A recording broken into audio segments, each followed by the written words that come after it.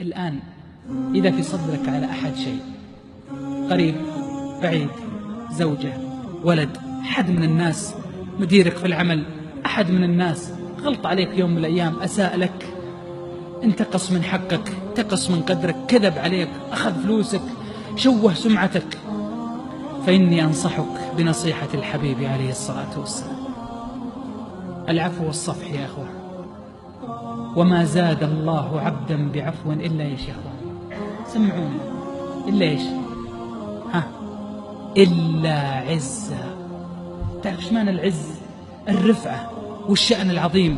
لأن إبليس يجيك يقول أنت تسكت عليه، أنت ما ترد عليه، أنت ترى هذا ما يسوى الحذاء اللي تمشي عليها، ترى هذا منتف، هذا ما يسوى شيء، هذا ما له لا أصل ولا فصل، لازم تأخذ حقك بيدك. والله يجيك إبليس يقول.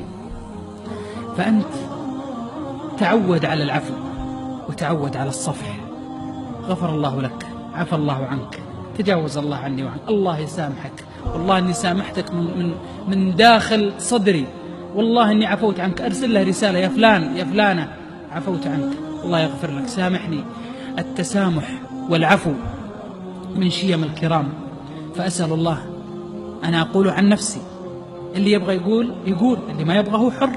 اللهم من ظلمني أو سبني أو شتمني أو أخطأ في حقي أو أخذ مالي، إن كان ميتا فاغفر له وسامحه، وإن كان حيا فمتعه بالصحة والعافية، وارزقه في أهله وبدنه وحياته حياة سعيدة إلى أن يلقاك.